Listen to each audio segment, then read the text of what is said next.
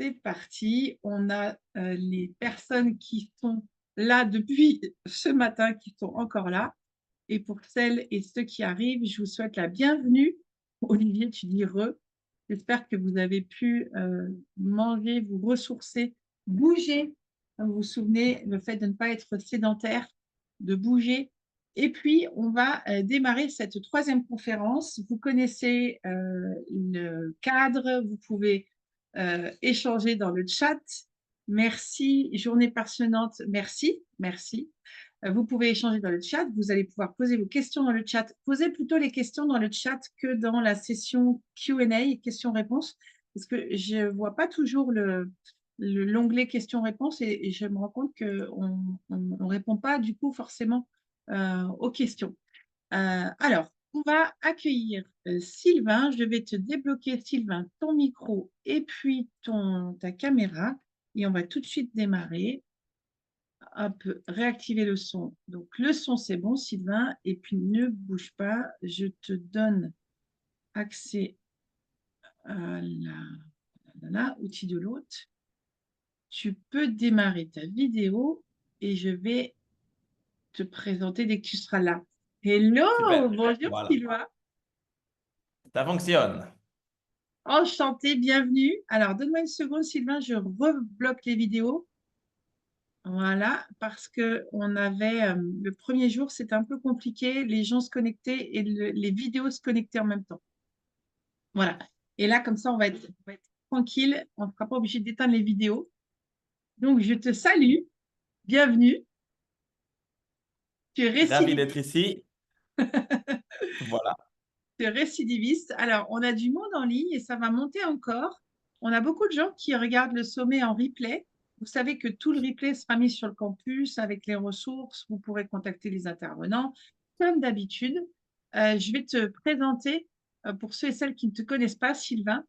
Par contre, l'intervenant d'avant, Jean-Pierre Houppe, te connaissait et il Nous était avons été ravi d'ailleurs. ensemble à une conférence. Nous étions sur scène dans un congrès de médecine à Montpellier en juin dernier. Je pense même me rappeler que c'était le 6 juin. Voilà, c'était une date à se rappeler. Super. Et ben, tu vois, comme quoi les grands esprits se rencontrent. Alors, je vais te présenter pour ceux et celles qui ne connaissent pas Sylvain. Sylvain est enseignant-chercheur à l'Université de sport à Cologne, docteur en sciences de sport et en psychologie. Tu es conférencier, tu es spécialisé en variabilité de la fréquence cardiaque, en compétences émotionnelles. Tu travailles notamment sur l'intelligence émotionnelle chez les sportifs ainsi que sur la thématique de la variabilité de la fréquence cardiaque, on va y arriver, qui permet de donner une illustration entre la relation entre le cœur, le cerveau, à travers le nerf vague. On va parler aujourd'hui de HRV ou VRC, en français variabilité, VFC, pardon, la variabilité de la fréquence cardiaque. Sport et émotion, tu as des nouveautés à nous apporter. Et puis, alors, on a le deal avec toutes les personnes qui nous regardent. Elles peuvent poser des questions dans le chat. Tu vois, moi, je fais un petit check dans le chat. De toute façon, tu sais comment ça Bien fonctionne. sûr. Et puis, on a fini la conférence avec Jean-Pierre Houppe sur justement le cœur.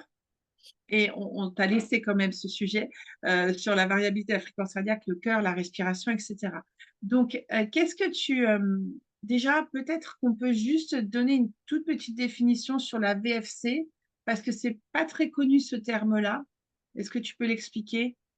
Oui, avec plaisir. Et tu sais, en fait, peut-être pour simplifier les choses, j'avais préparé quelques diapos. Donc, peut-être si tu Oui, me permets de partager mes slides, comme ça va oui. permettre tout de suite de mettre des images, en fait. Alors, super. Regarde, je mets qui peut partager. Je vais mettre tous les participants. Voilà. Puis qui peut.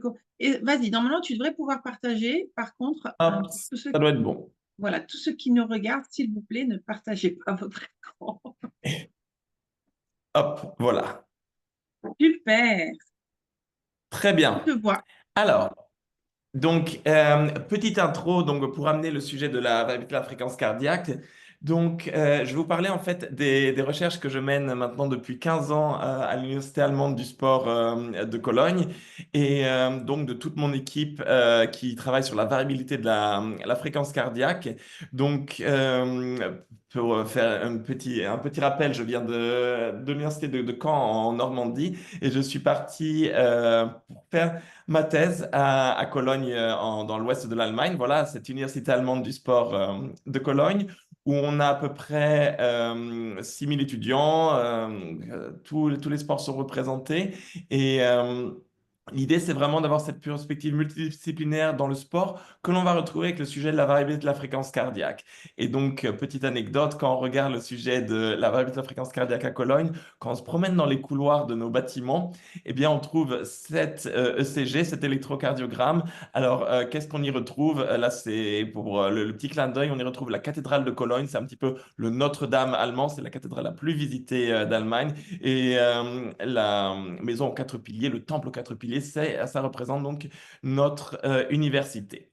Donc, au niveau de l'université, moi, je me situe dans le groupe du professeur Marcus Raab, qui est donc qui fut le directeur de la psychologie du sport au niveau européen.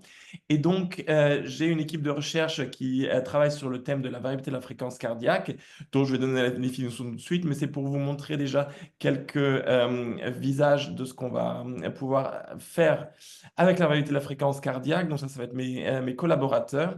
Et donc, la variabilité de la fréquence cardiaque, il y a plein de noms qui apparaissent à l'écran, des thématiques qu'on va pouvoir étudier avec la variabilité de la fréquence cardiaque.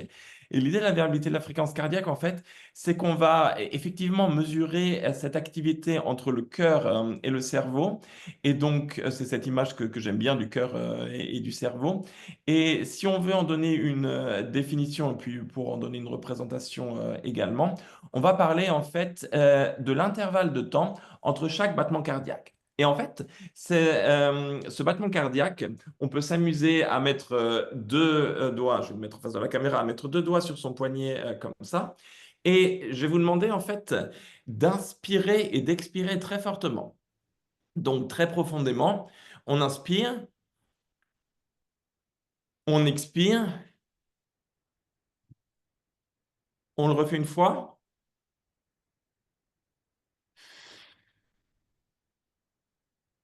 Qu'est-ce qu'on remarque?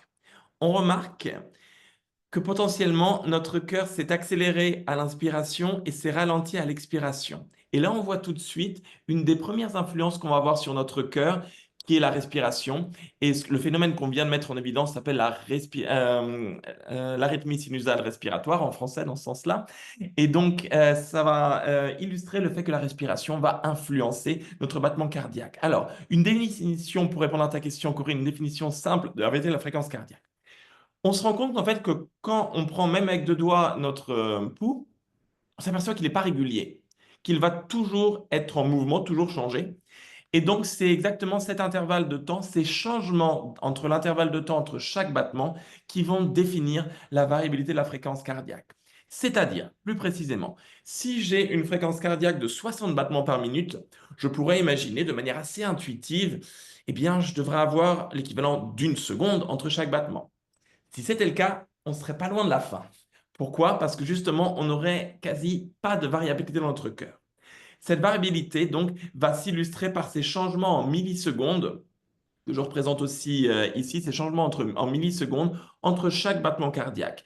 Alors, cette variabilité, elle va être quelque chose d'adaptif, c'est-à-dire qu'on va pouvoir la qualifier comme phénomène d'adaptation et un phénomène qui va nous permettre aussi d'illustrer notre capacité d'adaptation.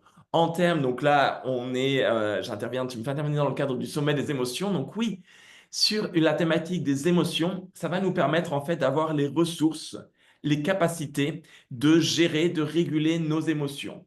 Et donc, pour comprendre un petit peu une métaphore sur cette variabilité de la fréquence cardiaque, notamment en lien avec les émotions, ben, j'aime bien la lier en fait avec cette pierre de Rosette. La pierre de Rosette, alors nous on la connaît bien en France, elle a été découverte par Champollion lors de l'expédition de Napoléon en Égypte. Et en fait, cette pierre de Rosette, je la prends comme métaphore parce que grâce à cette pierre de Rosette, à l'époque, on a pu comprendre les hiéroglyphes égyptiens. Et en fait, pour nous, la variabilité de la fréquence cardiaque, elle va servir en fait de pierre de Rosette par rapport à différents phénomènes qu'on va pouvoir étudier, comme ceux de la cognition, des émotions, de la santé. Voilà, la capacité physique en un mot de nos capacités de régulation, d'autorégulation. Donc voilà pour donner un premier aperçu de la variabilité de la fréquence cardiaque, sa définition, donc ces changements très très infimes entre chaque battement cardiaque très infimes et qui peuvent dire beaucoup. Et donc, pour tout de suite comprendre pourquoi, en fait, on arrive à cette définition de pierre de Rosette, j'aime bien revenir un petit peu aux bases physiologiques de la variabilité de fréquence cardiaque, qui sont en fait liées à l'activité du nerf vague. Et donc, le nerf vague, en fait, ça va être, quand on parle de la relation entre le cœur et le cerveau, le nerf vague, c'est ce qui va faire la connexion entre le cœur et le cerveau. Donc, je vais vous le mettre à l'écran ici. Le nerf vague, c'est le nerf principal du système nerveux parasympathique, celui qui est responsable pour toutes les fonctions de repos, de digestion, quand on va récupérer de l'énergie. Et en fait, le nerf vague, c'est son activité qu'on va mesurer quand on va mesurer la variabilité de la fréquence cardiaque. Donc, je précise dès à présent, les diapositives que je suis en train de vous présenter, en fait, ça fait partie du document ressources que je vais vous mettre à votre disposition à la fin de cette conférence. Donc, ne vous inquiétez pas, il y a plus de 400 ou 500 diapos. Il y a un petit peu tout ce qu'on veut savoir sur le sujet de la variabilité de la fréquence cardiaque. Ça sert aussi de base aux activités dont on va discuter maintenant avec Aurélien. Voilà donc la première présentation sur la variabilité de la fréquence cardiaque. Et je remets peut-être voilà, comme base de discussion pour pouvoir voir les différents sujets qu'on va pouvoir aborder par rapport aux nouveautés de la recherche sur la variabilité de la fréquence cardiaque. Et donc, cette connexion entre le cœur et le cerveau à travers différents modèles théoriques que je pourrais ou non aborder selon à quel point on veut rentrer dans les détails avec les questions. Merci Sylvain, parce que tu vois, ce terme-là, variabilité de la fréquence cardiaque, c'est pas très utilisé, pas très connu. On parle beaucoup de cohérence cardiaque. On avait lors du sommet 2023, on en avait déjà parlé. Tu avais posé aussi des différences sur le sujet. Vous pouvez regarder d'ailleurs la conférence de Sylvain sur le sujet. Effectivement, là, on va essayer de faire le lien avec les émotions. On sait au final, et puis c'est une phrase que tu utilisais, hein, contrôle ta respiration, contrôle ton cerveau, contrôle ton cœur, contrôle ton cerveau. Donc on sait maintenant que on peut avoir un travail de régulation, de contrôle des émotions à travers la respiration. Et on le dit souvent, on n'a besoin que de soi et de respirer pour se réguler. D'accord. Quelles sont les techniques de respiration qui vont permettre justement la performance, puisque toi, c'est un de tes sujets, hein. Comment est-ce que je peux activer la performance à travers la respiration? Alors, donc ça, les techniques de respiration, ça va être une nouveauté que j'ai eu dans enfin, on va dire, sur les techniques de respiration, je travaille depuis très très longtemps sur celle qui va correspondre à ce qu'on dénomme la cohérence cardiaque, c'est-à-dire en termes scientifiques, la respiration lente contrôlée. Et donc à cette respiration lente contrôlée, on va ajouter un certain nombre de techniques de respiration. Notamment, donc on en avait déjà discuté, mais je pourrais déjà peut-être reposer un petit peu les bases de la cohérence cardiaque et de la respiration lente contrôlée. Donc en fait, on s'est aperçu en menant, alors on a fait une grande méta-analyse sur le sujet. Une méta-analyse, c'est-à-dire une analyse de toutes les études scientifiques qui sont parues sur la cohérence cardiaque, alors jusqu'en 2022, c'était la date de publication de cette méta-analyse. Et en fait, on a regardé les résultats. On a regardé l'effet que ça avait sur le nerf vague, sur la variabilité de la fréquence cardiaque. Et on s'est aperçu de la chose suivante. On s'est aperçu que à différents moments, c'est-à-dire que ce soit pendant que je fais la cohérence cardiaque elle-même, juste après, ou bien en s'intéressant à ces effets chroniques, c'est-à-dire si je la fais pendant un temps plus long, eh bien, pour chacun de ces temps, on a vu une activité supérieure du nerf vague, du système nerveux parasympathique. Et par conséquent, une activité supérieure qui nous permet de réguler nos émotions. Et donc, les résultats de cette méta-analyse ont été assez porteurs, puisque alors, les effets les plus importants qu'on observe sur le nerf vague, sur notre capacité de réguler les émotions, c'est pendant. C'est pendant la cohérence cardiaque elle-même. Qu'est-ce que ça veut dire? Ça veut dire tout simplement que cette méthode, je vais avoir, alors tout d'abord, vraiment intérêt à l'utiliser dans les moments où je peux ressentir du stress, où je peux avoir des difficultés à gérer mes émotions. Parce que là, en fait, si je prends la métaphore suivante, dans le système nerveux parasympathique, j'aime bien le présenter comme le frein du corps. C'est-à-dire, il faut s'imaginer, on appuie sur la pédale de frein. Et faire la cohérence cardiaque, c'est comme donner un grand coup sur la pédale de frein qui va permettre de ralentir l'activité de notre corps.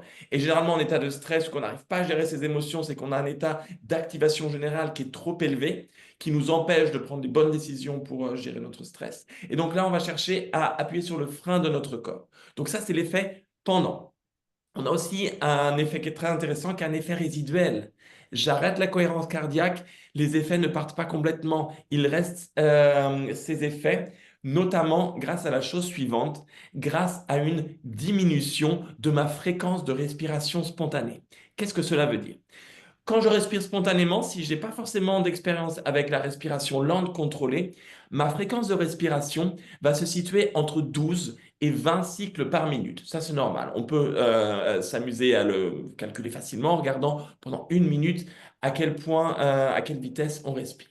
Avec la respiration lente contrôlée, on va diminuer cette fréquence de respiration à 6 cycles par minute. Donc là, ça va vraiment être un frein du corps. On va la diminuer à 6 cycles par minute. Ce qui va être intéressant par rapport à ce 6 cycles par minute, donc il y a différents mécanismes physiologiques qui vont rentrer en compte, mais donc c'est aussi que ça va permettre de ralentir notre fréquence de respiration spontanée. Et alors, elle ne va pas rester forcément à 6, mais elle va être ralentie par rapport à la valeur initiale que je pouvais avoir peut-être entre 12 et 20. Et donc, en fait, c'est à force de réduire aussi successivement cette fréquence de respiration spontanée qu'on arrive ensuite à avoir, sans forcément faire juste avant de cohérence cardiaque, une fréquence de respiration spontanée qui est bien en deçà des valeurs qu'on pouvait avoir initialement. Et c'est en ça que ça peut être extrêmement intéressant, donc de la pratiquer, alors non, de la pratiquer sur un temps T, un instant T quand j'en ai besoin, mais également de la pratiquer à long terme. Et c'est le dernier icône que je vous fais apparaître à l'écran.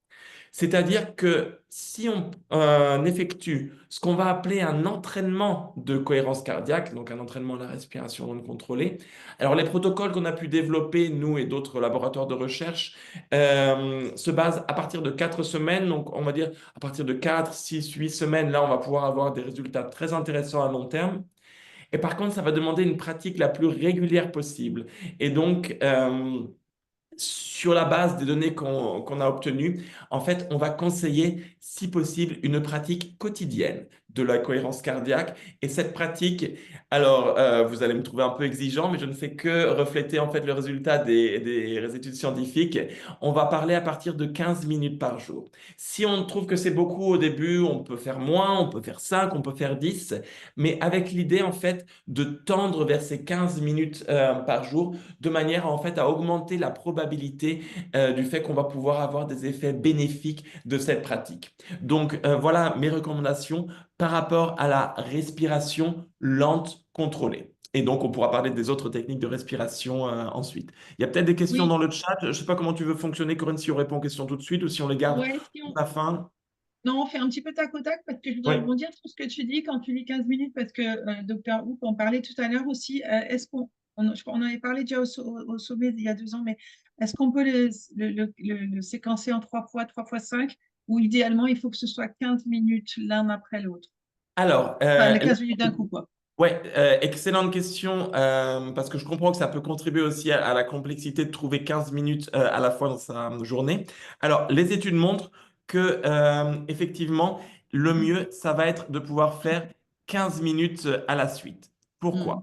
Parce que tout simplement, en fait, c'est comme si on appuyait, je reprends ma métaphore de la pédale de frein, c'est comme si on allait appuyer, on va vraiment piler, on va vraiment donner un énorme coup sur la pédale de frein et du coup, l'effet va être beaucoup plus fort sur notre corps. C'est-à-dire que, pour vous expliquer en fait ce qui se passe dans le corps, ce qu'on a pu mesurer, nous et d'autres groupes de recherche, c'est-à-dire que quand je vais me situer, je reprends peut-être la diapo d'avant pour l'expliquer, si je suis à la phase juste après, eh bien, tout simplement, ma fréquence de respiration spontanée va être beaucoup plus diminuée après 15 minutes Le 5. après 5 minutes. Et donc, En gros, ça compense pas le fait de se dire je le fais 3 fois 5 minutes. Alors là, on va avoir des petites réductions que si je le fais 15 minutes d'un coup. Alors, de nouveau, ça peut aider au début de le faire en fractionné à coup de 5 minutes. Mais en fait, plus on va le faire, plus longtemps on va pouvoir faire cette méthode.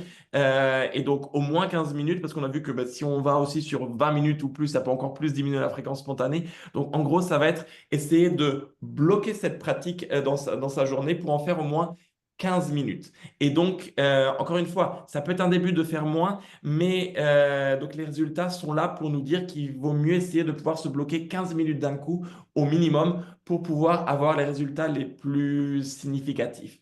Et donc Ok, ça, on va pouvoir le conseiller parce que je vais toujours tout de suite le lier en fait au moment le plus propice de sa journée pour le faire. Soit j'ai des instants de stress dans ma journée, des réunions à préparer, des présentations à faire, un examen à passer. Là, je vais pouvoir le faire de façon aiguë à l'instant T.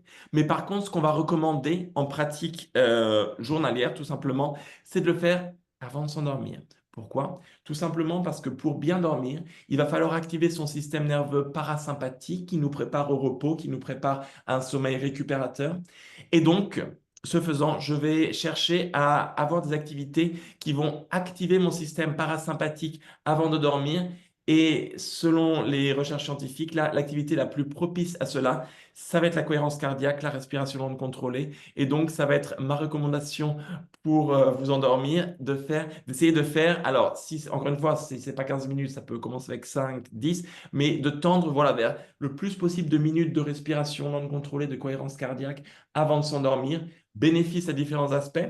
On stimule le système nerveux parasympathique, donc ça, c'est bien dans l'ensemble pour son corps. Et surtout pour le sommeil, sommeil de meilleure qualité. Ça aussi, on a pu le montrer avec des indicateurs subjectifs et objectifs de sommeil. Sommeil de meilleure qualité, qui veut dire, en fait, on entre dans un cercle vertueux, parce que sommeil de meilleure qualité va également être lié lui-même à d'autres bénéfices que je vais pouvoir observer sur ma santé ensuite. Donc, on voit que avec un petit peu de compréhension des effets de ces techniques sur notre système nerveux autonome, on va pouvoir optimiser leur mise en place, optimiser leur efficacité, de façon à pouvoir encore avoir plus de bénéfices de leur utilisation. et là, tu vois, c'est vraiment la question. Je vais rebondir sur une question dans le chat, hein. La question, elle est toujours, mais elle se pose depuis le début du sommet. Pourquoi je fais quoi? D'accord. Pourquoi j'utilise quelle technique? Pourquoi je fais quoi?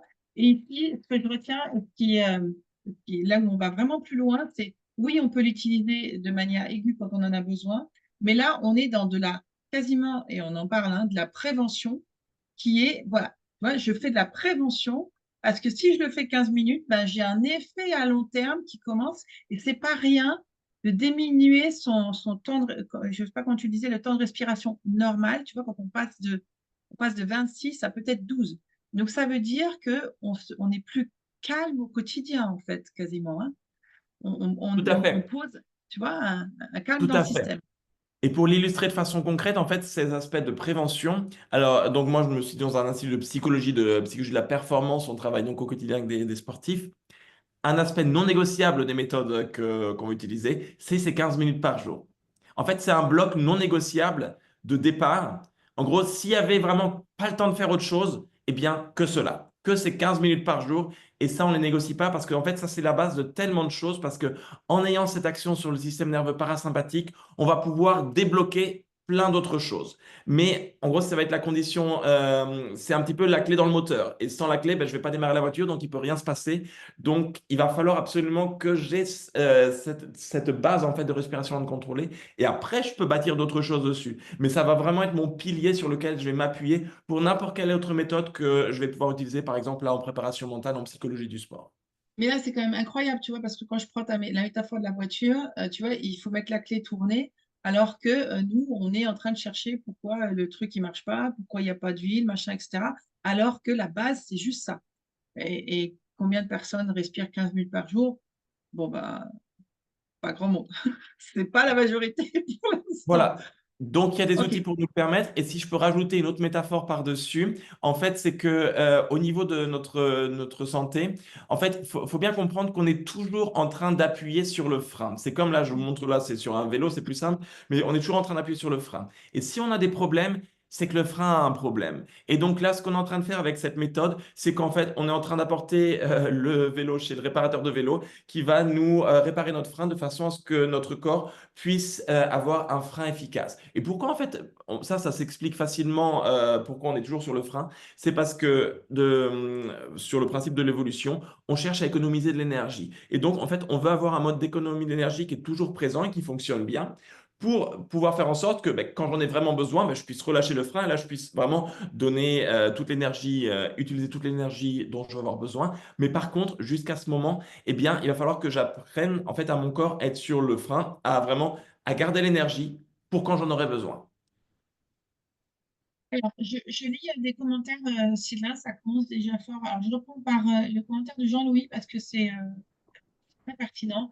Alors, il nous dit, pour la cohérence cardiaque, le consensus semble être 6 respirations par minute pour une question de fréquence de résonance, mais pour la durée, inspiration, expiration.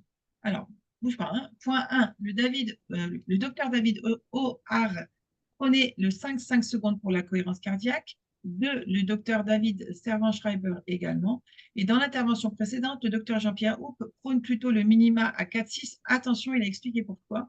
Pour qu'il n'y ait aucun intérêt, pour qui il n'y a aucun intérêt à ne pas stimuler le parasympathique avec une durée expiration supérieure à l'inspiration. Pour la régulation émotionnelle, quelles recommandations sur les durées? Alors, je voudrais juste reposer une chose. Le docteur Jean-Pierre Houppe a expliqué la respiration, on en avait parlé, Sylvain. On a parlé du 4-6. Le 4-6 donne du sens, notamment parce qu'on est sur 4 secondes inspire, 6 secondes expire, et que l'expiration plus longue permet l'activation du parasympathique dans le cadre de régulation émotionnelle. Mais la question, elle pourrait être, et là je te la pose aussi, Sylvain, on peut utiliser la respiration et la fréquence de respiration 5-5, 4-6, 3-7, etc., suivant ce que l'on a envie d'atteindre, non? Alors, en fait, c'est un excellent point. Et là, je vais devoir dire que je vais devoir donner raison, et pas moi, en fait, les recherches scientifiques donnent raison à mon collègue de ce matin. Pourquoi? Parce que, en fait, on a beaucoup appris depuis les débuts de la cohérence cardiaque qui, c'est vrai, prenait le 5-5. Mais le 5-5 était d'abord, le premier objectif de ce 5-5, c'était de se dire, on atteint le 6 cycles par minute. Et ce 6 cycles par minute en soi a des effets positifs. Par contre, en fait, c'est comme si, en essayant de faire ça, on avait une machine qui fonctionnait pas à plein. Pourquoi? Parce qu'on est en train, avec ce 5-5, autant d'appuyer sur la pédale d'accélérateur que sur le frein. Et donc, en fait, les recherches ont montré que sur des durées égales d'inspiration-expiration, on est en train de se limiter, tout simplement. On n'atteint pas les effets maximums au niveau, alors déjà, de la stimulation du système nerveux parasympathique et après au niveau des conséquences que ça peut avoir, notamment au niveau de la régulation des émotions. Donc, en fait, je vais pouvoir tout simplement, les études vont confirmer le 4-6 ou tout au moins, en fait, le fait qu'il va falloir avoir une expiration plus longue que l'inspiration. Parce que ça, en fait, c'est ce que je vous ai fait au début de cette conférence. C'est-à-dire, je vous ai fait tester qu'est-ce qui accélère le cœur, qu'est-ce qui va diminuer la fréquence cardiaque. Et tout simplement, l'inspiration va avoir cet effet accélérateur, donc va activer le système nerveux sympathique. Et ça, c'est pas ce qu'on veut par rapport à cette. En fait, on est en train d'avoir un effet contre-productif si on le fait trop. Donc, c'est pour ça qu'il va falloir chercher à diminuer à la phase d'inspiration par rapport à la phase d'expiration, de manière à avoir une différence claire entre voilà, l'activation du système nerveux parasympathique et l'activation du système nerveux sympathique. Et alors, quand on s'amuse un petit peu, alors là, il faut avoir le temps. C'est pour ça que je dis toujours, le 6 cycles par minute, 4-6 va fonctionner avec tout le monde, on aura des résultats avec tout le monde. Par contre, si on veut s'amuser un petit peu et si on a le temps en fait d'aller de façon individuelle, il y a des protocoles pour déterminer la fréquence individuelle de résonance. Et là, en plus de jouer sur le nombre de cycles par minute, traditionnellement, c'est au niveau de la composition corporelle. Donc, chez les hommes, on va pouvoir trouver des fréquences de respiration, de résonance plus faibles que 6. Ça peut aller vers le 5-5, le 5, le 4-5. Et chez les femmes, on peut être sur le 6-5, le 7. Mais ça va être sur le nombre de cycles par minute. Et ce qui va être très important, c'est pouvoir aussi de jouer sur ce ratio entre l'inspiration et l'expiration. Et là aussi, on peut jouer à volonté. Alors, on peut commencer, si, quand on déroule tout le protocole, on peut faire du 4-5, 5-5, on peut faire du 4-6, on peut faire du 3-5, 6-5, 3-7 et ainsi de suite, pour voir en fait à quel moment on va stimuler de la manière la plus importante le système nerveux parasympathique. Et il faut aussi dire qu'on a des effets de l'entraînement là-dessus, parce que si j'ai jamais fait de cohérence cardiaque, si j'ai jamais fait de respiration non contrôlée, ben, je vais avoir du mal au début peut-être à me mettre dedans. Et du coup, les paramètres physiologiques que je vais mesurer, ça va refléter mon état actuel. Mais peut-être que si je refais une mesure après avoir fait quelques entraînements en cohérence cardiaque, on estime généralement que après 3, 4, 5 fois, ça devrait être bon que le corps s'habitue, qu'on a bien compris comment éviter l'hyperventilation, etc.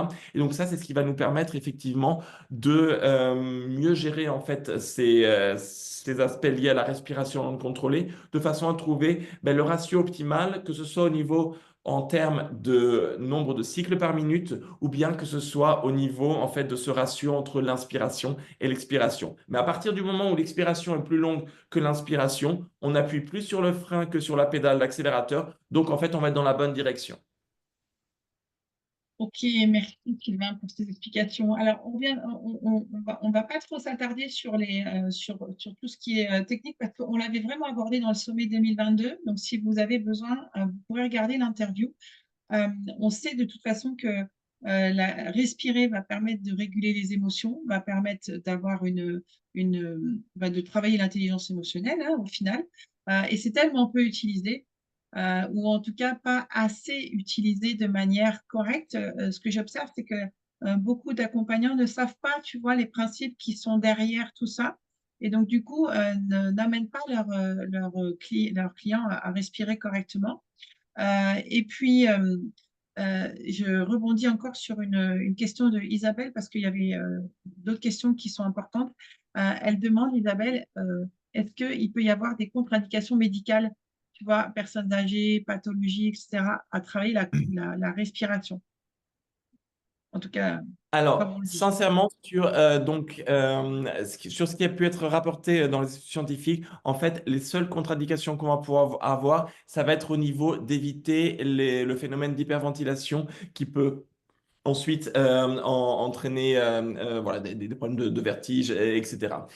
En fait, à partir du moment où on va adopter une respiration plus superficielle, parce qu'en fait, on va essayer de distinguer, je pourrais refaire toute une conférence sur la technique de respiration dans le détail, mais juste pour expliquer ce point-là, en fait, on va chercher à différencier le fait de respirer lentement du fait de respirer profondément. Ce sont deux choses distinctes. Je peux respirer lentement avec 6 cycles par minute, mais avec voilà, un flux d'air très faible qui ne va pas entraîner d'hyperventilation.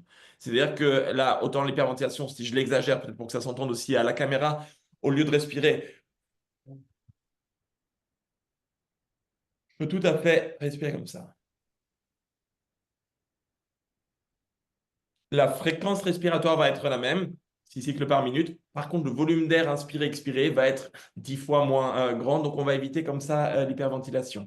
Pour repartir sur toutes les populations qui ont été nommées, les études sont assez fascinantes dans ces cas-là. Donc, on a du monde entier des résultats super intéressants avec tout type de population. Que ça soit, je ne vais pas dire de 7 à 77 ans, mais on pourrait augmenter encore les cas, puisque en fait, ça a été testé avec des enfants, ça a été testé avec des personnes âgées, ça a été testé avec des patients de n'importe quelle condition. Et en fait, c'est là où en fait, j'en reviens aussi à ton idée de prévention, puisque ce qui est montré, c'est qu'effectivement, tout le monde peut en bénéficier. Et en gros, quand on part dans des thématiques style rapport avec les maladies, etc., je pourrais citer une étude, si je ne l'ai pas loin, sur le Covid également. Dans beaucoup de cas, en fait, ça va être conseillé comme méthode tout simplement, soit de prévention ou soit quand la maladie est déjà là, d'atténuer les symptômes. On est bien d'accord, ça ne va pas remplacer la prise des médicaments, mais en fait, de plus en plus de médecins, ça commence à devenir de plus en plus courant de conseiller ça en fait comme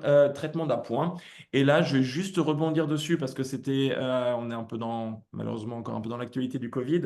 Et là, je vous présente la première étude qui a été réalisée par des collègues allemands de l'université du CHU de la ville de Ulm en Allemagne. Et donc, ils ont fait la première étude de cohérence cardiaque avec des patients Covid. Donc, ils ont eu l'opportunité dès le début, parce que quand au début, on ne savait pas du tout quoi faire. Donc, l'hôpital a dit, bah, allez, feu vert sur cette méthode qui apparemment va pas, si ça fait pas de bien, ça va pas faire de mal, un petit peu selon ce principe-là. Et donc, les résultats ont été super intéressants et dans le sens où ça n'a pas été seulement au niveau subjectif que le groupe qui a fait de la cohérence cardiaque s'est senti mieux, mais on a diminué des valeurs liées à l'inflammation dans le corps. Donc là, on a pris des marqueurs, ça s'appelle les interleukines 6, sans rentrer dans les détails, ça Mhm. veut dire des marqueurs d'inflammation dans le sang. Et bien, tout simplement, les collègues ont montré que ce taux d'interleukine 6 était diminué chez les patients Covid qui faisaient le protocole de cohérence cardiaque par rapport à ceux qui avaient le traitement classique qui était distribué à l'époque. Voilà. Donc, c'est pour dire Et qu'effectivement, quel que soit le type de pathologie, on ne va pas avoir de contre-indication par rapport à la pathologie spécifique. Même au niveau des pathologies respiratoires, aux États-Unis, c'est énormément développé pour le traitement de l'asthme. Je l'ai eu de façon personnelle et j'ai pu voir l'amélioration aussi à ce niveau-là. Donc vraiment, euh, alors ça fait peut-être toujours un peu peur quand on dit il y a un remède à tout, ça peut aider à tout, mais voilà, en tout cas, il y a des effets positifs sans avoir trop d'effets secondaires, à part ces risques potentiels liés à l'hyperventilation, généralement. C'est la chose principale qui est reportée. parce que, regarde, j'ai des questions et ça vient me faire rebondir sur une chose. On me demande est-ce qu'une personne atteinte de bronchopneumopathie chronique obstructive de stade 4 peut pratiquer avec son masque à oxygène? Euh, bon, je te pose Là, cette ça va être trop question-là d'abord. détaillé, je ne vais pas pouvoir C'est trop répondre détaillé. directement, Mais je, là-dessus. Mais en tout cas, sur les pneus, de façon générale, avec les pneumopathies, on a aussi des recherches dessus. Là, je ne vais pas pouvoir forcément répondre dans ce cas spécifique, donc à vérifier, voilà.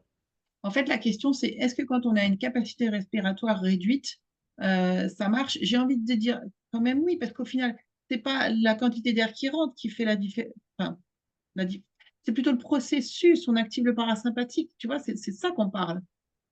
Oui, parce que voilà, donc ici, entre guillemets, peu importe la quantité d'air qui rentre, ça va jouer aussi un rôle, mais ça va être surtout en fait le fait de nous amener à ce 6 cycles par minute qui va provoquer ce que l'on appelle cet effet de résonance cardiovasculaire qui va Mhm. provoquer cette activation du nerf vague. Voilà.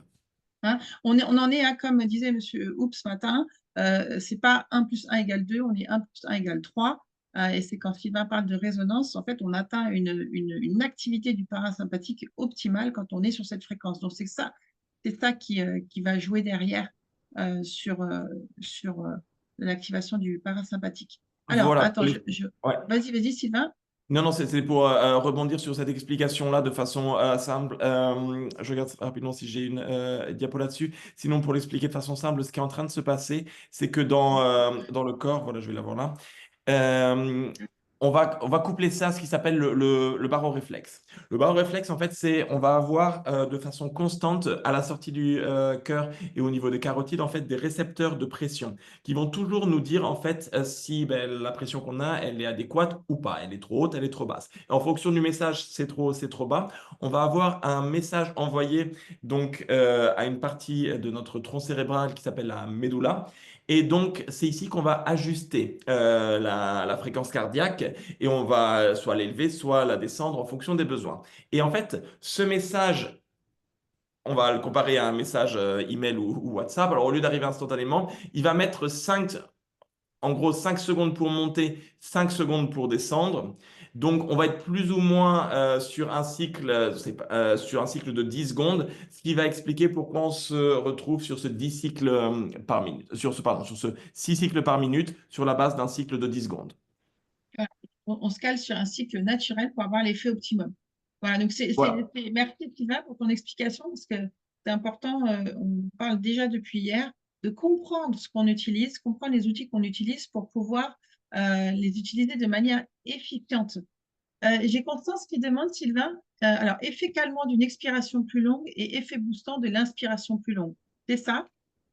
Ça, C'est c'est la exactement question. ça. Et donc, Voilà. encore une fois, on pourra reparler aussi de toutes les autres techniques de respiration qui existent, mais pour faire court là-dessus, si je cherche à m'activer, alors oui, je peux faire une inspiration plus longue, mais là, en fait, je vais avoir encore plus intérêt à accélérer mon nombre de cycles par minute. C'est-à-dire que autant la respiration lente, on va la caler sur 6 cycles par minute, autant dans les études qu'on mène actuellement. Donc, j'ai notamment deux doctorantes qui travaillent sur le sujet, sur la respiration rapide contrôlée, qui est aussi extrêmement intéressante parce que, alors d'accord, stimuler son système parasympathique, ça va être intéressant dans beaucoup de cas.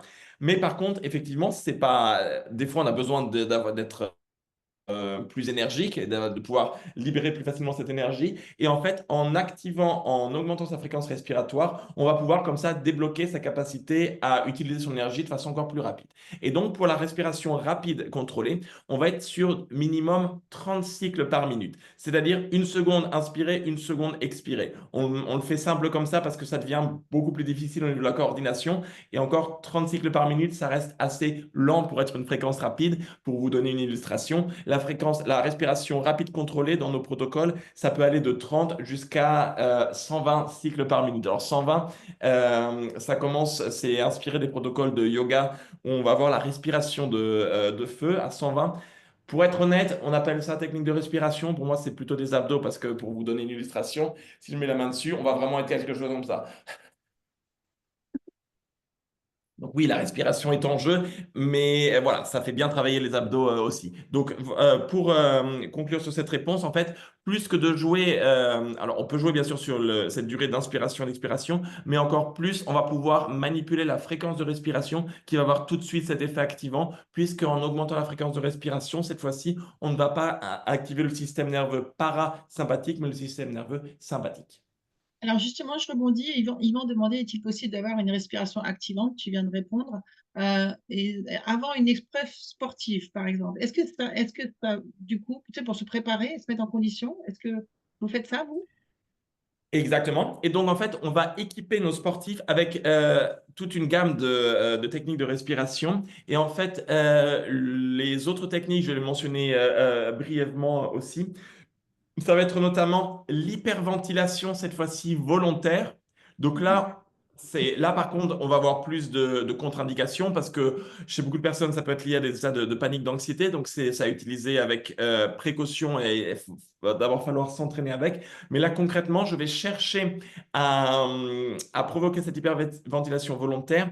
Pourquoi? Là encore, si on rentre doucement dans les mécanismes physiologiques, en fait, je vais aller modifier la valeur pH de mon sang. Donc, c'est-à-dire qu'au lieu d'être un pH neutre, donc c'est ces rapports acide-base au niveau sanguin, donc au lieu d'être à 7, en faisant de l'hyperventilation, je vais pouvoir augmenter la valeur de mon pH, ça va devenir plus alcalin. Qu'est-ce que ça veut dire? Ça veut dire que je vais être capable, ça va avoir comme un effet tampon et ça va pouvoir me permettre de, sur certaines activités, notamment celles de type anaérobie, par exemple le sprint, ou quand je suis dans la salle de musculation, je vais pousser de la fonte. Donc, ça va pouvoir me permettre de décaler la fatigue sur ces activités-là. En gros, si je me mettais à faire des pompes sur le sol, si je le fais une fois sans l'hyperventilation, une fois après hyperventilation, je vais pouvoir faire plus de pompes après l'hyperventilation grâce en fait à ce décalage de l'apparition de la fatigue. Donc ça, c'est une des techniques qui peut être mise en place. Et l'autre technique où nous avons réalisé récemment une méta-analyse aussi, ça va être le réflexe d'immersion. Donc concrètement, mettre la tête dans l'eau. Donc là, j'ai un doctorant qui travaille sur ce sujet. Et donc, on fait passer des centaines de sportifs à mettre la tête dans l'eau et à regarder les effets que ça fait. Donc là, il va s'agir de bloquer sa respiration et de mettre sa tête dans l'eau pour provoquer ce contact du visage avec l'eau. Ça marche encore mieux avec l'eau froide, donc j'ai l'habitude de le faire avec des glaçons, voilà. Et donc ça va être une technique qui va pouvoir être utilisée. Cette technique est super intéressante parce que, pour faire simple, on va provoquer avec ça un conflit dans le système nerveux autonome. Pourquoi on va appeler ça en termes de conflit? Parce qu'on va avoir à la fois une bradycardie, une diminution de son système nerveux, pardon, de sa fréquence cardiaque, donc c'est-à-dire une augmentation de son système nerveux parasympathique, mais du fait de l'eau en fait sur le visage et surtout si on met du froid par-dessus, ça va également activer le système nerveux sympathique. Donc on va avoir cet effet assez grisant d'être à la fois bien relâché, mais totalement actif avec le contact de l'eau sur son visage. Donc voilà les différentes techniques qu'on va pouvoir alterner avec les sportifs. Et quand on me demande laquelle je dois utiliser, en fait, en gros, ça va être qu'est-ce que je cherche à atteindre? Et est-ce que j'ai plutôt besoin de me calmer parce que je suis super nerveux avant la compétition ou non, est-ce que je suis pas du tout motivé et je cherche plutôt à m'activer, par exemple? Et donc, en combinant ces différentes techniques que je viens de présenter, ça va nous permettre d'avoir d'arriver à l'état d'activation que l'on souhaite. Et donc là, On je vous n'est mets pas la obligé méthode de mettre, à l'écran. Oui. on n'est pas obligé de mettre la tête en entier dans l'eau, hein. Ça peut être, Alors, parce qu'il y aura un autre effet si on a tout le corps dans l'eau, non? ouais, donc ici, il s'agit vraiment de mettre le visage, en fait. Il n'y a pas besoin de mettre toute la tête en entier. Je vais pouvoir directement rebondir sur cette question. Alors, sans mettre toute la tête, par exemple, si je mets le corps, on s'est intéressé aussi aux techniques de récupération pour les sportifs. Vous posez peut-être la question, après avoir fait un effort, donc vous observez une diminution de la variété de la fréquence cardiaque, ça c'est complètement normal. Comment on fait pour réactiver le système nerveux parasympathique? Donc, on va pouvoir aller prendre un bain glacé. Et donc, en comparant plein de techniques de récupération, ben, on s'est aperçu que c'est ces bains glacés qui, cette fois sans y mettre même le visage, on peut le rajouter, mais ça fait pas grande différence. En fait, c'est surtout cet effet d'être dans l'eau glacée. Donc, il y a un effet d'abord de pression hydrostatique de l'eau et le fait que ça soit du froid. Donc, ça contribue à activer le système nerveux parasympathique parce que ça met le corps, encore une fois, en mode économie d'énergie. Voilà. Alors, il y a beaucoup de courants, tu vois. Bon, il y a ce que ça fait pour le corps et il y a beaucoup de gens qui disent, mais c'est quand même violent. Tu vois, un peu brutal le conflit. Euh, est-ce qu'on en, qu'est-ce qu'on dit de ça? Parce que c'est comme un choc violent pour le Ouais, corps. alors ça, je vais le préciser, ça a été ce que je suis en train de montrer, ça a été fait sur les sportifs. Effectivement, on peut dire qu'il va y avoir des techniques plus douces pour réactiver son système nerveux parasympathique au début. Et par exemple, juste commencer par la cohérence cardiaque, éventuellement continuer avec le réflexe d'immersion haute température normale, puis haute température avec des glaçons, pour petit à petit habituer son corps à ce qu'on va appeler ces différents défis pour le système nerveux autonome. Mais si je peux continuer sur ça, c'est-à-dire que qu'est-ce qu'on va chercher en fait avec ces différentes méthodes de manipulation du système nerveux autonome? On va chercher à apprendre à notre corps à s'adapter. Et c'est sûr, l'adaptation au froid, c'est violent. Mais à partir du moment où on apprend notre corps à résister, à voir que oui, peut-être au début, on n'y reste pas 2 heures parce que ça fait mal. Et donc peut-être qu'au début, on va juste être content si on rentre et 2 secondes après, on est ressorti parce qu'on aura eu voilà. Et puis que petit à petit, peut-être de 2, je vais prolonger jusqu'à 3, 4, 5 secondes. Voilà, on y va petit à petit. En fait, il y a cette idée d'entraînement. Dans toutes les méthodes qu'on propose, il y a cette idée d'entraînement. Et donc, il va falloir habituer le corps à ces nouveaux stimuli. Si ça peut donner des idées à certains, je dis, si le bain glacé fait trop peur au début, commencez déjà par la douche froide. Et là encore, cherchez pas tout de suite à tenir 2 minutes. Déjà, commencez par une douche chaude, en température normale à laquelle vous avez l'habitude. Essayez de la finir par de l'eau froide. Donc, ça vous donne déjà une idée, ça donne déjà une idée à votre corps de s'adapter à ces changements de température. Donc, en fait, il y a plein de méthodes pour y aller progressivement. Mais oui, c'est sûr que si on sent que ça va être violent pour nous, on va pas chercher tout de suite à se plonger dans le bain de glace. Est-ce que vous m'entendez mieux là maintenant? J'ai un problème de micro. Mais il y a aussi des études qui montrent, c'est un vrai travail pour de la résilience, hein. Tu vois, quand on est au contact comme ça du froid, on apprend, bah, tu viens de le dire, hein, à notre corps à devenir flexible.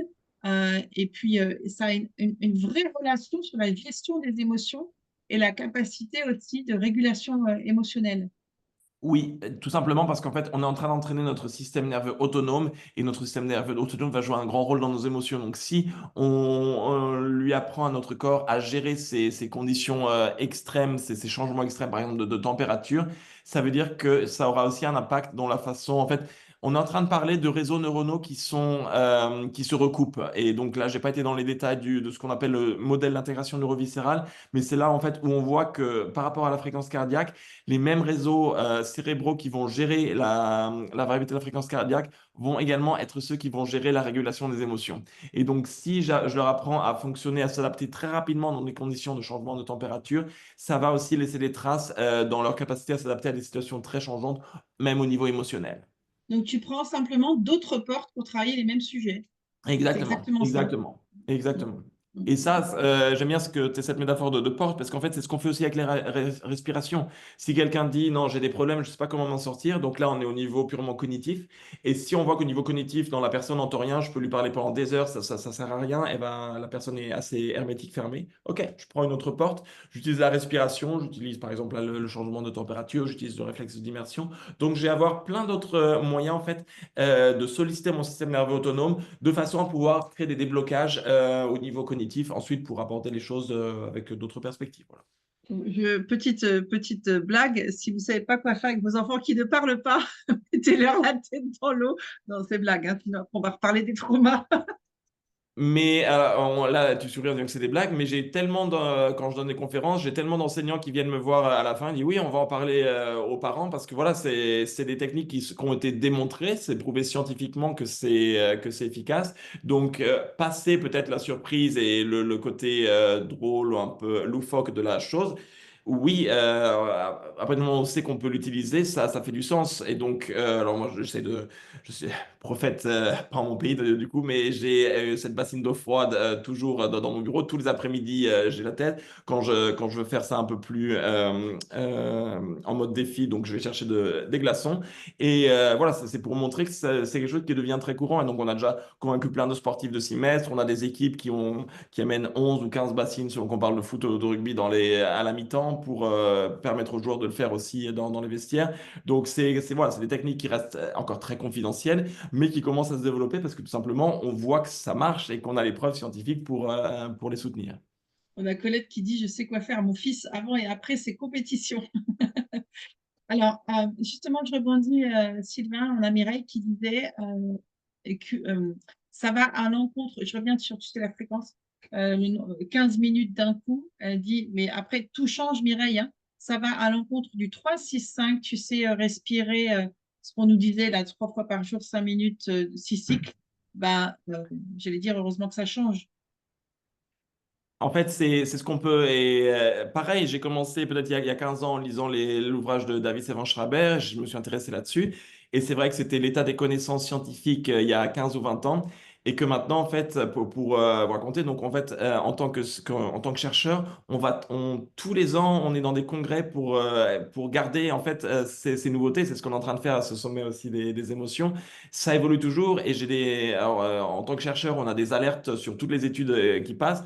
Moi, sur la variabilité de fréquence cardiaque, c'est minimum 100 alertes par semaine qu'il faut que pour me tenir à jour, je fais cette veille scientifique pour être sûr que voilà, je connais l'évolution des différents protocoles et que ce que je conseille ensuite à mes sportifs, ben, ça soit vraiment basé sur les dernières connaissances.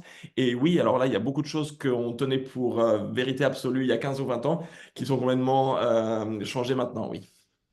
Alors, tu parlais de différentes manières de respirer. Alors, on a la possibilité d'activer le parasympathique. Je voudrais revenir sur la possibilité d'activer, justement, de se mettre en action avec le sympathique. Tu dis, effectivement, quand on arrive sur une respiration à 100, enfin, on respire vite, vite, vite. Là, il n'y a pas justement le problème, enfin, le problème d'avoir une hyperventilation sur le coup. Alors, c'est là aussi où il faut apprendre en fait à doser parce qu'on peut encore une fois respirer rapidement, mais très superficiellement. Et là encore, si je refais un exemple, je pourrais respirer rapidement comme ça. Je peux respirer rapidement comme ça. Et donc là, le volume d'air, je suis à la même fréquence, exactement la même fréquence, mais le volume d'air est beaucoup moins important. Donc, je peux limiter ainsi le risque d'hyperventilation si c'est pas ça que je recherche. Parce qu'encore une fois, il y a aussi la technique de rechercher volontairement l'hyperventilation pour créer ces histoires délais de fatigue que j'ai raconté plus avant. Oui, parce que j'aimerais mettre quid du breathwork. Je pense, enfin, je ne sais pas si tu l'as étudié, les techniques de breathwork, tu sais, où on respire beaucoup. Je vois beaucoup de gens, alors je ne suis pas une spécialiste du sujet, mais j'ai déjà vu beaucoup de gens le faire et qui, du coup, hyperventilent. Alors, suivant les techniques de respiration, on atteint des états de conscience qui sont différents. Et puis, il y a aussi, tu vois, des, alors, soi-disant, à un moment donné, on peut ouvrir, tu vois, les traumas pour réguler, etc. Je ne sais pas si je vais un petit peu trop loin sur ce sujet. Tu me dis, Sylvain, qu'est-ce que tu peux dire ou penses de Non, mais de ça? toute façon, Alors, si, là encore une fois, pas mon opinion, mais au niveau scientifique, en fait, ce qu'on appelle breathwork, c'est le travail sur la respiration. Donc, si on veut aller par là, la cohérence cardiaque, c'est du breathwork. Donc, à partir du moment où on va chercher à modifier volontairement les paramètres de sa respiration, que ce soit la fréquence, la profondeur, le lieu, parce que ça, on a plein de choses à dire dessus, mais je peux respirer par le nez, je peux par la bouche, je peux faire plus ou moins dans la poitrine, plus ou moins dans le ventre. Donc, à partir du moment où on va modifier volontairement ces paramètres de respiration, c'est ce qu'on appelle en anglais du breathwork, donc enfin en français du travail sur sa respiration. Donc c'est sûr qu'il y a plein de techniques qui vont pouvoir m'aider à atteindre certains états en fonction de ce que je recherche. Voilà, donc si ça peut aider à clarifier Hamid, parce que je sais que c'est, on va dire, voilà, il y a beaucoup de choses commerciales aussi sur le sujet, donc peut-être on va inventer des noms, comme l'a été aussi le nom de cohérence cardiaque. Donc scientifique, je dois le rappeler, en fait, ce qu'on appelle cohérence cardiaque, c'est tout simplement la respiration lente contrôlée. Alors après, c'est vrai qu'on va y mettre des noms un peu plus, qui vont peut-être plus parler au public, qui vont être plus vendeurs, mais si on revient en fait au phénomène physiologique de base, donc ça permet aussi de démystifier un petit peu ce qu'on entend par rapport à tous les termes qu'on peut entendre aujourd'hui pas mal au niveau du marketing et du commercial, ce qui peut se faire sur les techniques de respiration. Ok, je le note, cohérence cardiaque égale respiration lente contrôlée, comme ça tout le monde saura. Voilà. Et puis, tout est, après, effectivement, c'est bien que tu le poses aussi, c'est tout ce qu'on en fait en termes marketing, parce que finalement, bah, dans ce qui existe, hein, tu sais, dans le développement personnel et dans toutes ces techniques, il y a beaucoup de marketing qui est fait et au final, on utilise la même technique de base, sauf qu'on change deux, trois trucs, on met des petits mots en plus. Mais il y a beaucoup de gens qui ne l'utilisent pas correctement, hein. Et donc, forcément, derrière, après, il faut le ramasser à la petite cuillère, ceux qui se sont plantés, quoi, hein, ils ont pas fait, ils ne savaient pas. On a une dame, Nathalie, Sylvain, qui dit: Je suis en stress de trauma complexe, je suis un millefeuille. De mon expérience, je confirme que 15 minutes d'un coup est plus aidant que 3 fois 5 minutes. Euh, ok, merci Nathalie pour ton partage. Euh, Merci pour ce rapport. Et donc, voilà, on rappelle encore une fois les effets, c'est qu'on va encore plus stimuler le système nerveux parasympathique quand on le fait de cette façon. Et donc, encore une fois, 5 minutes, 15 minutes, je vous donne un petit peu aussi, ça va pas pour vous effrayer, mais que c'est un peu aussi le bas de l'échelle et que voilà, tout ce qui peut aller au-dessus, je recommande. Il y a plein de manières aujourd'hui d'accumuler des minutes de cohérence cardiaque. C'est-à-dire qu'on peut le faire avec voilà, son smartphone, il y a plein d'applications, il y a plein d'outils, je ne sais pas comment s'en citer parce qu'il vraiment, il y a beaucoup, beaucoup d'outils qui nous permettent de faire cette cohérence cardiaque. Moi, pour vous révéler tous mes secrets, je l'ai aussi sur ma montre parce qu'on peut connecter sa montre à des applications. Et donc, en gros, dès que je dois pas parler, dès que je vois que je suis dans un moment où je dois pas parler, et ben, tout de suite, j'active ma cohérence cardiaque. Donc, mais que je fais rire mes collègues en réunion, parce qu'en gros, sur ma montre, on voit une petite fleur qui grandit et qui, voilà, je reçois une vibration, et donc, ils regardent toujours sur ma montre si je suis en train de respirer. Donc, si j'ai pas à parler, en fait, je me mets tout de suite en mode cohérence cardiaque. Si on est dans les transports, si on est dans les moments d'attente, si, voilà, si, tout simplement, dans les moments où on a, entre guillemets, pas grand-chose d'autre à faire, si ce n'est que d'écouter ou d'être présent, eh bien, en fait, on peut tout de suite activer son mode cohérence cardiaque pour, en fait, s'entraîner. Et donc, ensuite, après, on a des rapports journaliers. Et donc, je vous conseille les 15 minutes. J'essaye moi-même d'être au minimum à 30 minutes par jour. Et sur certains jours, alors je remarque, en fait, c'est surtout les jours, par exemple, où je voyage beaucoup, je prends beaucoup le train pour les conférences, etc.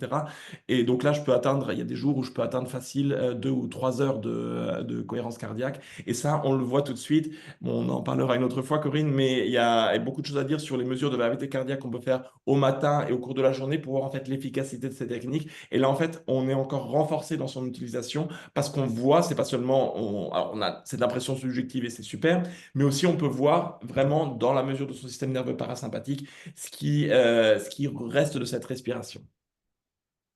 on a, attends, bon, j'avais vu une question. Effectivement, tu en avais parlé, Sylvain, respirer avec la bouche ou le nez. Oui. Alors, donc pour faire simple, si on reprend les bases, alors là, c'est ce qu'on va trouver dans n'importe quel livre de médecine respiratoire. Pourquoi on va d'abord conseiller d'inspirer par le nez, notamment pour la cohérence cardiaque. Alors, il y a déjà 3 caractéristiques physiologiques de base. L'air, il va être de meilleure qualité. Pourquoi? Parce qu'il va être purifié, donc ça va jouer le rôle de filtre.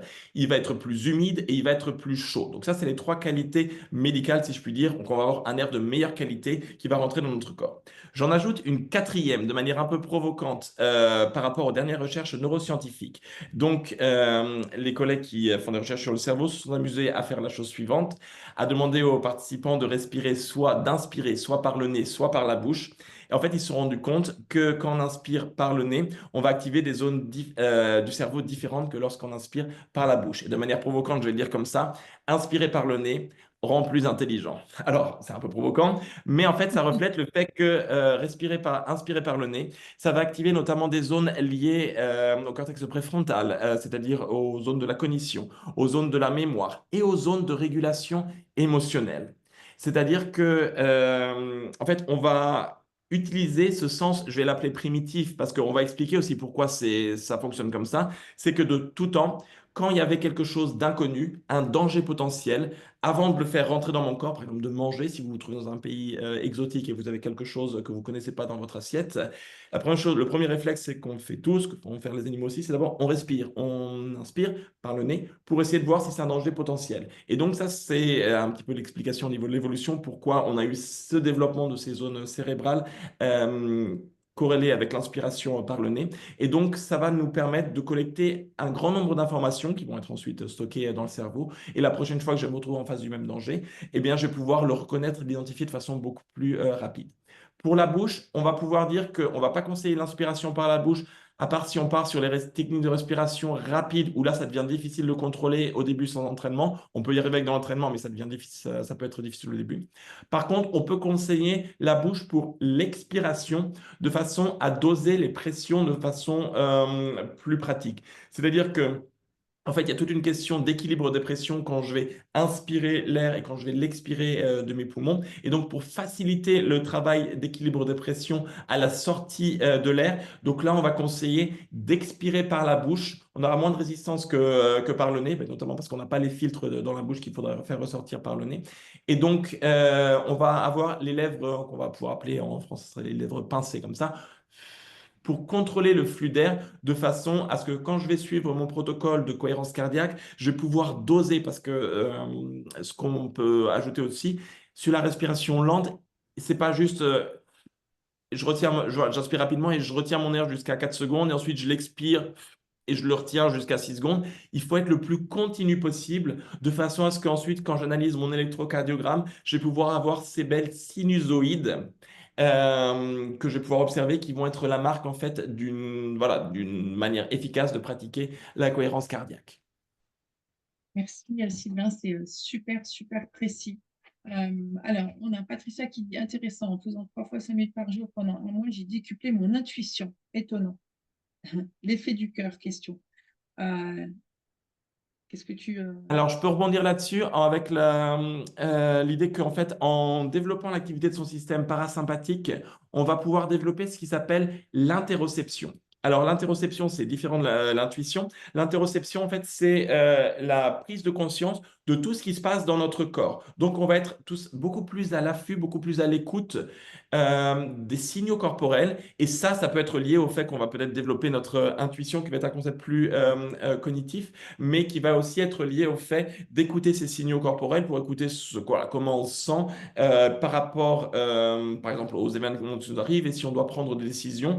Il y avait par exemple, pour lier à ça, le chercheur en neurosciences Antonio Damasio, qui avait écrit le livre, par exemple, L'erreur de Descartes, et qui avait montré qu'on a, avant de prendre des décisions, ce qu'on va appeler des marqueurs somatiques qui vont nous guider pour prendre ces décisions. Et donc ça, plus je vais avoir une interoception qui va être développée, donc plus je vais être à l'écoute de ces signaux corporels, plus je vais être à même en fait de faire des choses qui vont correspondre en fait à l'état de mon corps. Donc oui, ça pourrait sous-tendre en fait cette explication. On est vraiment sur la base, hein. On fait vraiment la base. C'est vraiment, vraiment, vraiment la base. J'ai Martin qui demande, est-ce qu'il y a un ouvrage avec toutes les techniques de respiration avec les différents objectifs sportifs? Explosivité, force, endurance, cardio, souplesse. Ce sera le tien, ça, bientôt.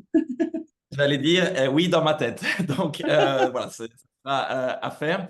Donc on va d'abord passer en termes d'ouvrages voilà, qu'on va pouvoir mentionner. C'est vrai que j'ai un premier ouvrage qui est en cours et qui sera publié à la rentrée 2025 sur la variabilité de la fréquence cardiaque pour les sportifs. Donc ça va être tout sur la variabilité de la fréquence cardiaque pour les sportifs. Et c'est vrai que tout de suite après, sur ma to-do list, voilà, il y aura un sur la respiration parce que depuis qu'on a fait tous ces travaux, depuis qu'on a écrit la méta-analyse sur la respiration, on est très, très sollicité. Et en fait, on voit tout l'intérêt qu'il y a en fait sur les techniques de respiration, que ce soit au niveau du monde du sport ou ailleurs. Et pour l'instant, alors, je vais quand même pouvoir en citer un qui n'est pas du tout spécifique sur le sport, mais il y a l'ouvrage en anglais, alors je sais pas je vais pas avoir le titre en français, mais Breathe de James Clear.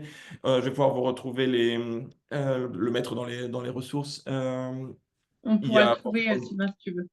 il y a forcément une traduction en français, je pense, et qui est assez complet justement pour donner un panorama des techniques de respiration, alors pas spécifique au sport, mais qui donne déjà un super bon point de départ quand on veut commencer avec les différentes techniques de respiration. Alors, je rebondis à quelqu'un d'autre qui avait écrit quelque chose, bouge pas, qu'est-ce qui expliquerait le fait que certaines personnes ne savent pas respirer par le nez, hors nez bouché, etc., hein. Alors, il y a tout simplement l'effet de l'habitude qu'on peut avoir depuis longtemps. Il faut pas écarter la possibilité de contraintes, je vais les appeler comme ça, anatomiques, pour les avoir vécues moi-même. Donc, en fonction voilà, de la présence d'obstacles en fait, sur la paroi nasale, pour le faire simple.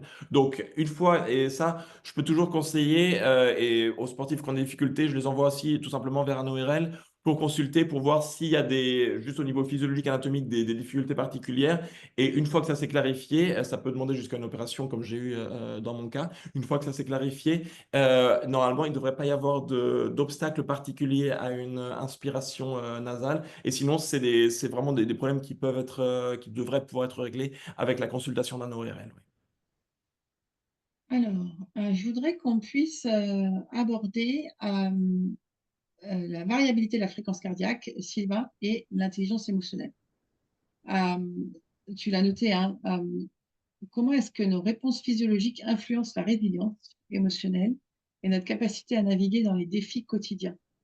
Euh, Qu'est-ce que tu as envie de partager sur le sujet? Parce qu'au final, euh, c'est bien, on a beaucoup de questions sur les techniques, etc. Mais regardez notre première interview, vous aurez des réponses sur les techniques.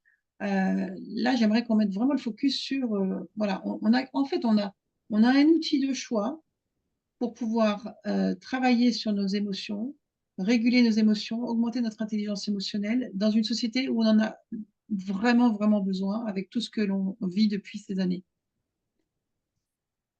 Alors, en fait, ce qu'on va pouvoir déjà dire, et ça me permet de revenir en fait aux bases physiologiques de la variété de la fréquence cardiaque. Et je vous mets à l'écran ici ce qu'on va appeler le modèle d'intégration neuroviscérale du professeur Thayer. Donc, le professeur Thayer était une grande influence pour moi. J'ai eu la chance de pouvoir collaborer aussi avec lui. Et donc, le professeur Thayer a développé en fait ce modèle théorique d'analyse de la variabilité de la fréquence cardiaque en expliquant notamment, donc il y a pas mal d'aspects sur ce modèle, je vais essayer de me focaliser sur les aspects spécifiques à ta question, Corinne.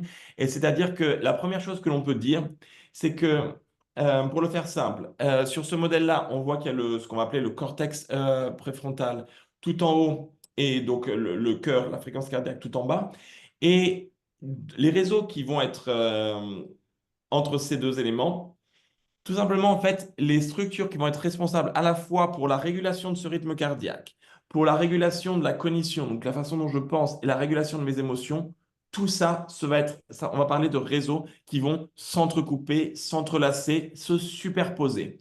Donc, on va dire à la fin que c'est un petit peu la même chose qui va gérer mon battement cardiaque, qui va gérer la façon dont je pense et qui va gérer la façon dont je gère mes émotions.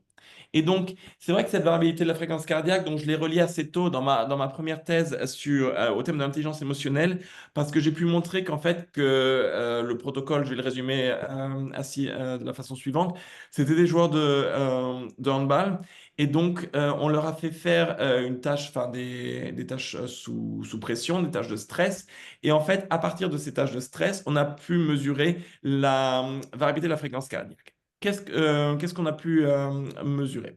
Ici, on s'est aperçu que les joueurs qui avaient une intelligence émotionnelle supérieure, mesurée par des questionnaires, là aussi, je pourrais passer des ressources sur le sujet.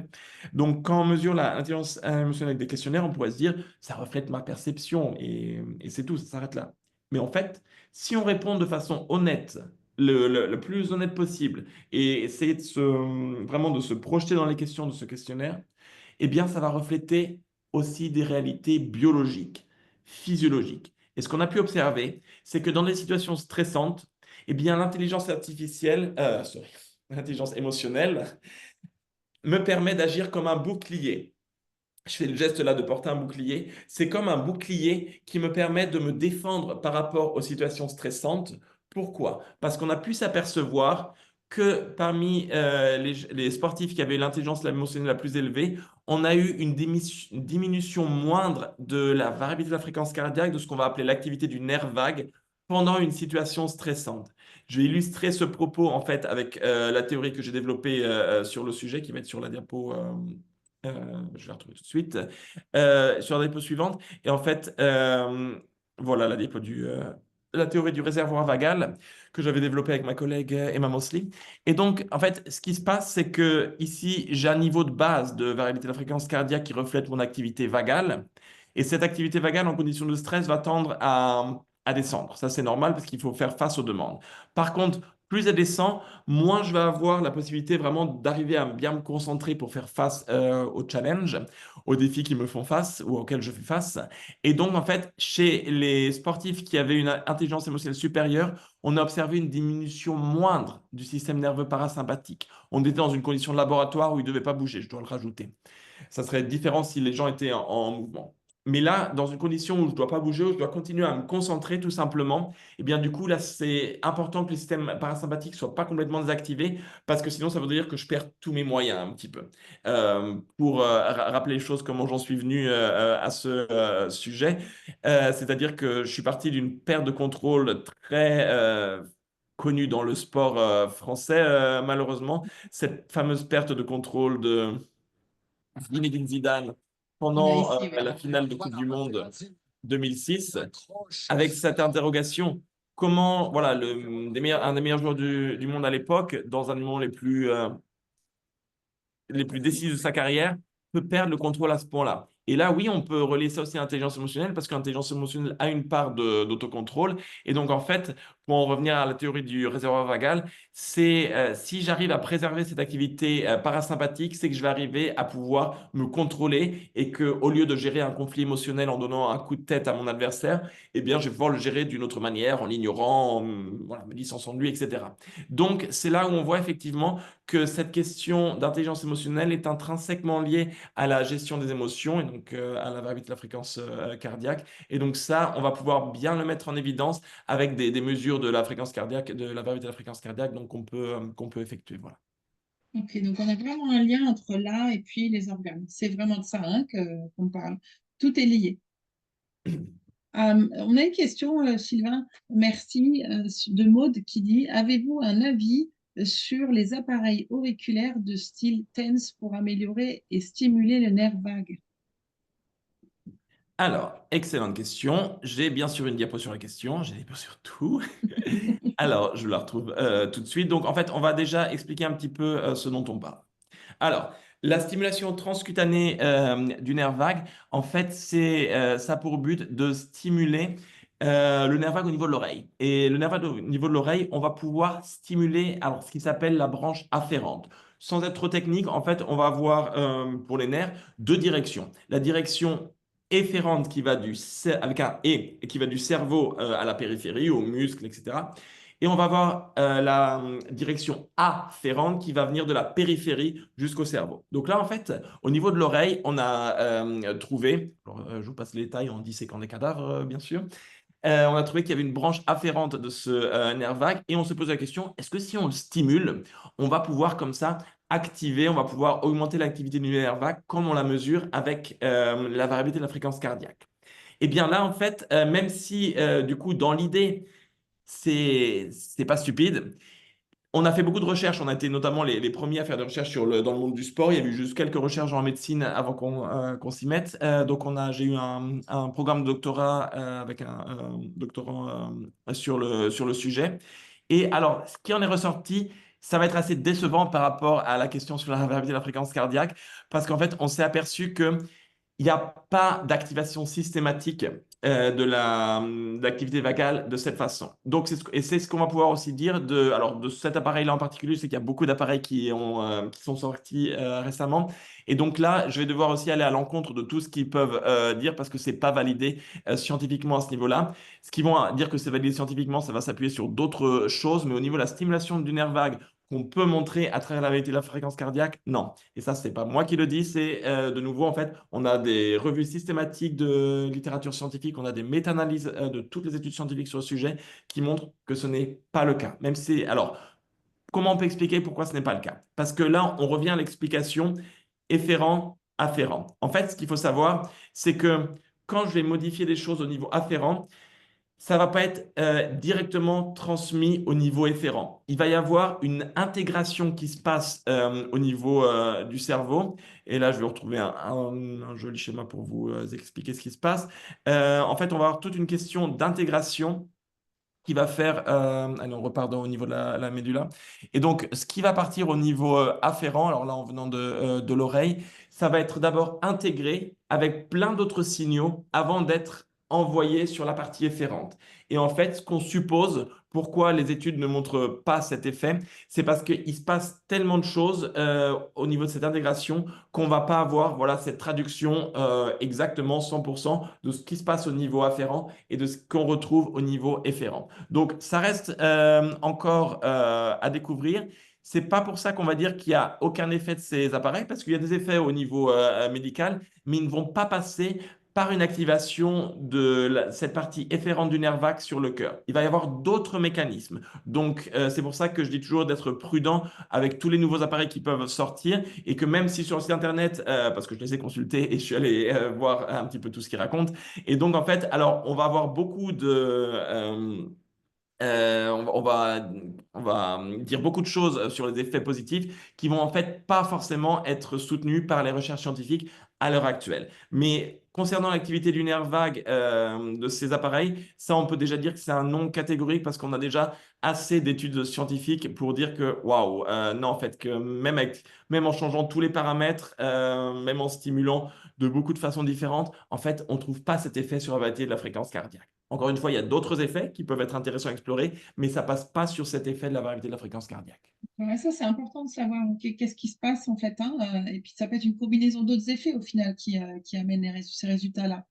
Euh, c'est extrêmement intéressant. Merci Sylvain. Écoute, le temps passe, mais j'aimerais bien que tu nous parles, enfin, si c'est OK, du défi variabilité de fréquence cardiaque sur 30 jours. Euh, pour pouvoir gérer stress et émotion, tu m'as glissé un petit mot et j'aimerais que tu nous en parles un peu plus. Oui, oui. Donc, avec alors, plaisir. Alors, d'où ça vient en fait cette idée de défi 30 jours? Donc, déjà pour introduire le sujet, comme je l'ai annoncé, en fait, j'ai eu l'opportunité on m'a demandé d'écrire un livre, un petit peu une bible sur la variabilité de la fréquence cardiaque au niveau du sport. Donc, ça va être, c'est fait avec un éditeur américain. Donc, la première version sera en anglais, mais je vais bien sûr faire tout mon possible pour qu'il soit assez rapidement traduit en français également. Et donc, on a collaboré avec l'éditeur principal sportif au niveau mondial pour pouvoir offrir en fait cette ressource de variabilité de la fréquence cardiaque pour les sportifs. Mais donc, avec un message, en fait, on s'attache aussi à ce que ce message soit pas seulement lié au monde du sport, mais que potentiellement, en fait, tout le monde qui soit intéressé à mesurer, à utiliser la variabilité de la fréquence cardiaque puisse y trouver aussi des renseignements importants et qui puisse les adapter dans sa propre pratique. Alors, pourquoi un challenge 30 jours? Tout d'abord, on va expliquer que l'une des choses les plus importantes au niveau de la variabilité de la fréquence cardiaque, ça va être de commencer à effectuer des mesures quotidiennes de sa variabilité de la fréquence cardiaque. Donc, ce qu'on fait avec les sportifs, on va passer par des applications. Je peux, sans faire trop de pub, vous recommander l'application qui a été au niveau d'études indépendantes considérée comme la plus fiable. Elle va s'appeler HRV, alors si je la prononce en français, HRV 4 Training, HRV for Training en anglais. Et donc, en fait, cette application va me permettre de mesurer chaque jour au réveil ma variabilité de la fréquence cardiaque. Et grâce à cette mesure, c'est comme si je prenais une photo de mon système nerveux autonome. Et je prends une photo de mon système nerveux autonome, de mon système nerveux parasympathique tous les matins au réveil.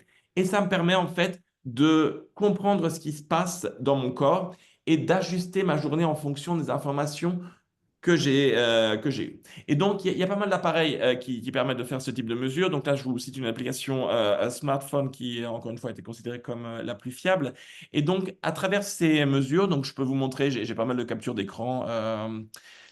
En fait, l'idée, c'est de faire une mesure à la fois couchée et allongée, ce qui va s'appeler le test orthostatique. Donc, pour vous révéler comment je commence chacune de mes journées systématiquement, c'est par un test orthostatique avec une ceinture cardiaque qui me permet d'obtenir mes données de variabilité de la fréquence cardiaque.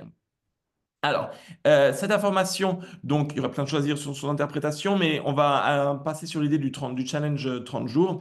Et donc, ce challenge 30 jours, il va avoir différents objectifs. Donc, ce challenge 30 jours, on va avoir l'idée d'une routine du matin où je vais mesurer ma HRV et aussi où je vais pouvoir faire différentes activités. Vous trouverez, donc j'ai mis pas mal de détails en exclusivité pour vous parce que ça sera en détail dans le livre, mais je les ai mis aussi sur les diapos à la fin de la présentation. Il y aura des activités quotidiennes qu'on va pouvoir faire pour en fait se rendre compte de ce que ça fait sur ma HRV. Vous m'avez vu boire à plusieurs reprises, et bien tout simplement, par exemple, boire de l'eau. On entend depuis très longtemps et on continue d'entendre que c'est excellent pour la santé et qu'il faut en boire de l'eau. Eh bien, maintenant, on se pose la question, quel effet ça a vraiment sur ma variabilité de la fréquence cardiaque? Et je peux vous dire que boire de l'eau, ça va être aussi une des choses qui va le plus contribuer de façon positive à la variabilité de la fréquence cardiaque. Parce que du coup, ça sert d'indicateur pour un petit peu l'état de votre corps. Donc, oui, un corps bien hydraté, c'est un corps qui va aussi montrer une bonne variabilité de la fréquence cardiaque par rapport à un corps moins bien hydraté. Et donc, ce qu'on va aussi implémenter, et ça va être un des blocs les plus importants, c'est le soir. C'est tout simplement faire ce dont on a parlé pendant 80% du temps aujourd'hui, la cohérence cardiaque, la respiration lente contrôlée pendant minimum 15 minutes. Et donc ça va être l'aspect non négociable de la routine du soir. J'ai toujours non négociable, peut-être de façon un peu stricte, mais pour bien comprendre, oui, on peut atteindre beaucoup de choses avec ça, mais par contre, c'est sûr qu'il va falloir y mettre le temps. Donc, un petit peu selon le principe, on n'a rien sans rien.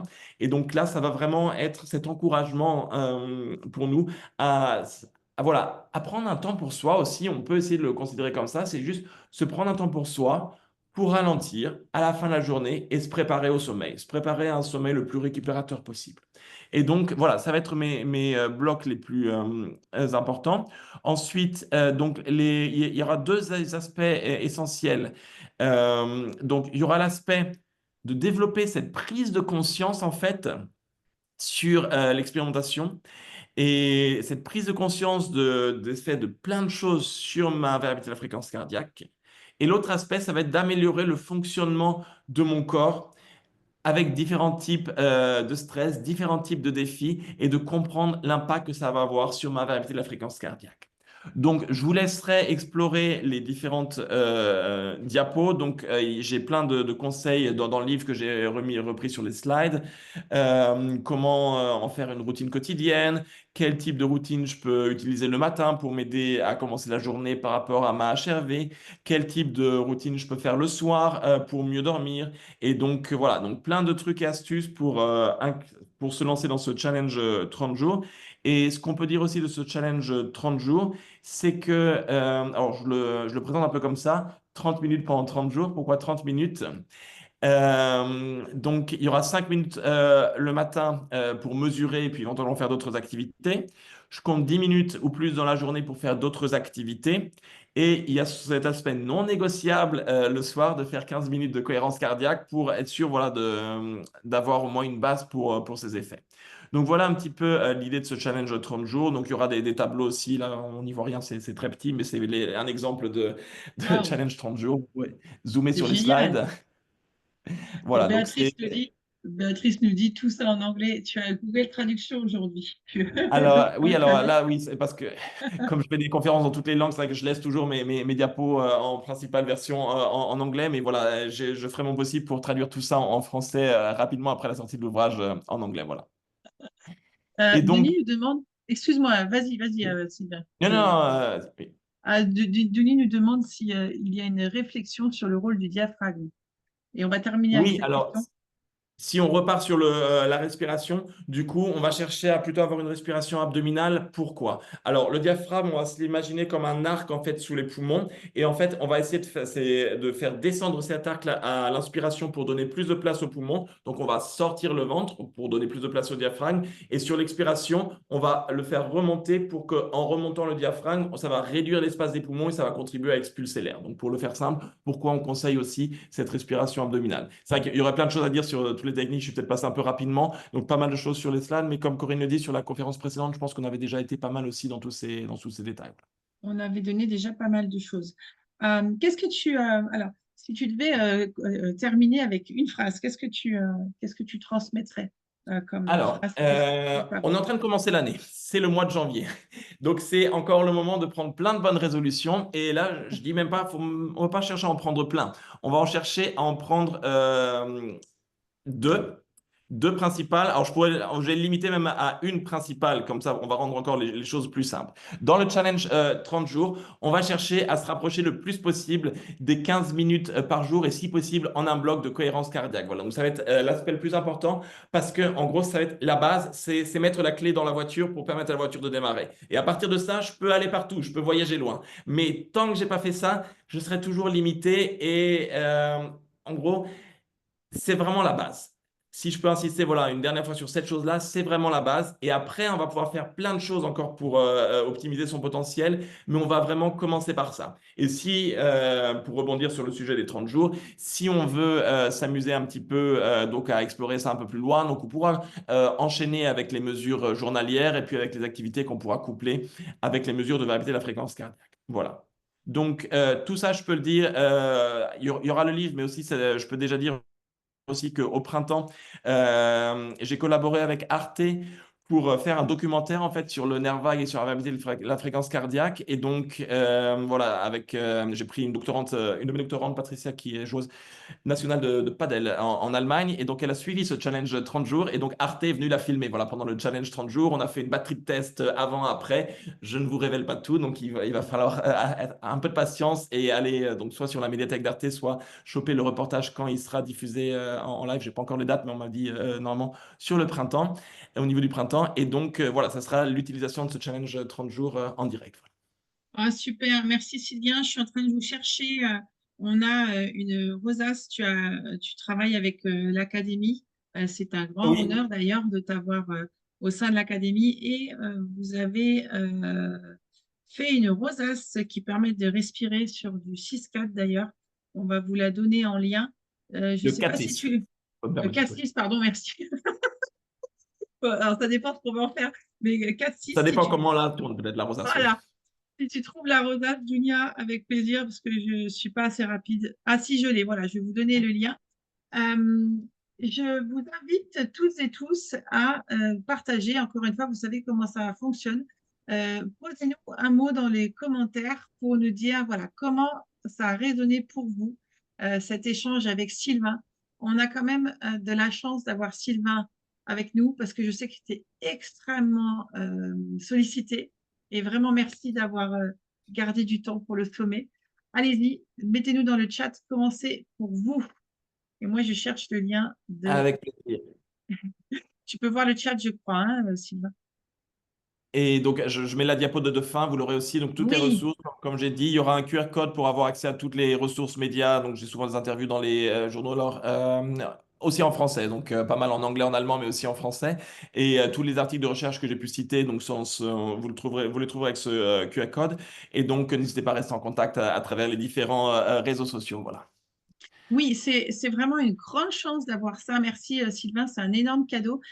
Tu peux nous partager. Alors, attends, avant que tu partages les nouvelles, il y a des mots fantastiques, très instructifs, incroyables, inspirants. Vive les glaçons, passionnant, important de respirer, challenge, clair, précis, gratitude, oxygénant, inspirant, simplicité, générosité.